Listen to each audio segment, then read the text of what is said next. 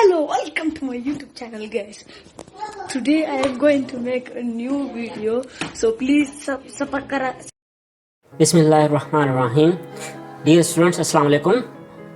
आज हमारा लेसन 2 है जिसमें हम बात करेंगे इलेक्ट्रॉनिक एरा के बारे में, जिसमें हम बात करेंगे जनरेशंस ऑफ कंप्यूटर और उसके अलावा हम बात करेंगे क्लासिफिकेशंस ऑफ कंप्यूटर्स के बारे में। तो सबसे पहले इलेक्ट्रॉनिक एरा के बारे में हम बात करते हैं। लास्ट लेक्चर में हमने मैकेनिकल एरा के बारे में बात की थी, यानी कि डार्क एज के बारे में, और उसके अलावा इलेक्ट्रोमैकेनिकल एरा के बारे में बात की थी, यानी कि मिडिल एज के बारे में। तो इलेक्ट्रॉनिक एरा जो है वो कहाँ से स्टार्ट होता है?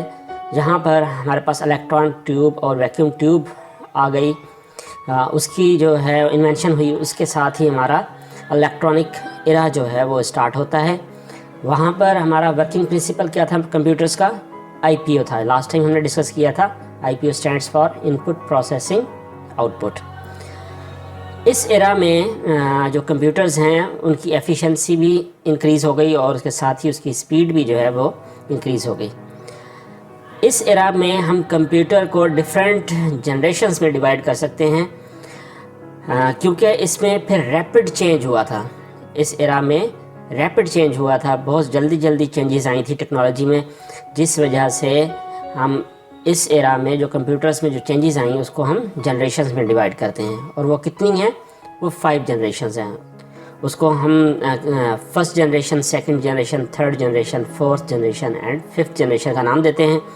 आगे हम इनको डिटेल्स में डिस्कस करते हैं।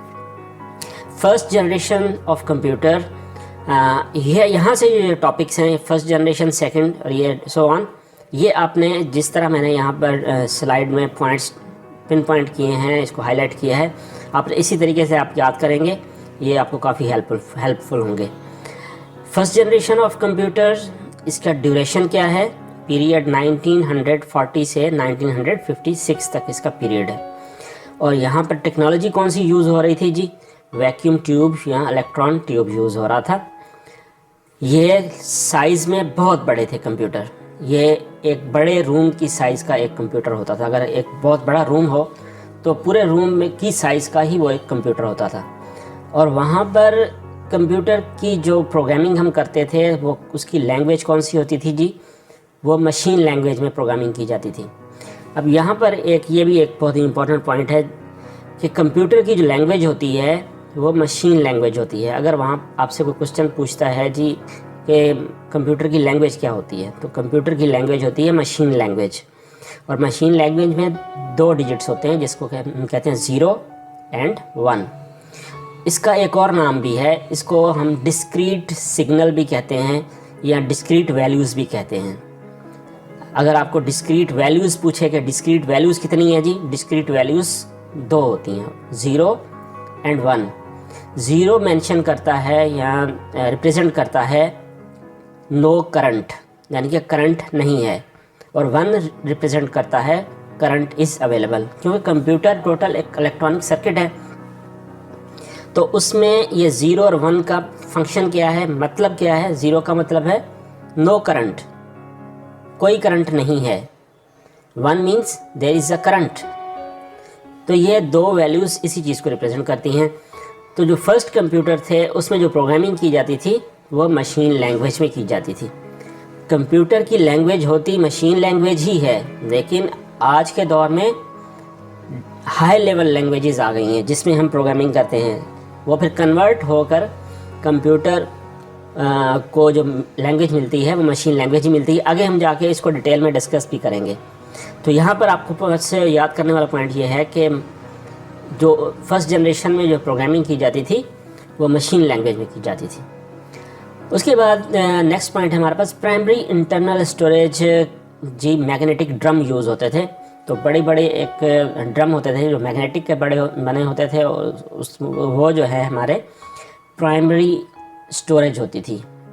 प्राइमरी स्टोरेज मतलब जहाँ पर कंप्यूटर का डाटा जहाँ पर स्टोर होता था वो मैग्नेटिक ड्रम पर होता था, और इनपुट थ्रू होती थी पंच कार्ड के।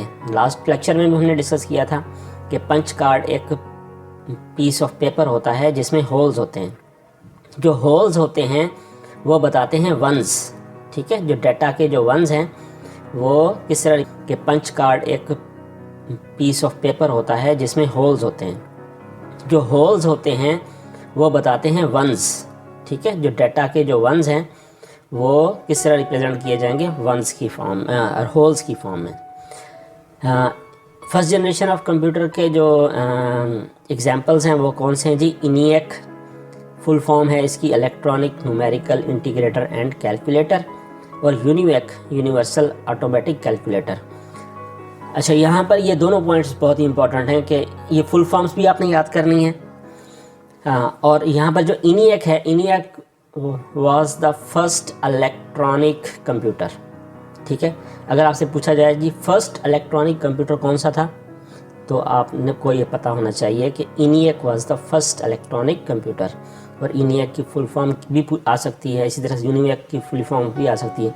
तो ये जो शॉर्ट फॉर्म्स और फुल फॉर्म्स हैं ये भी आपने याद करनी है, इससे रिलेटेड भी क्वेश्चंस आ सकते हैं। आगे चलते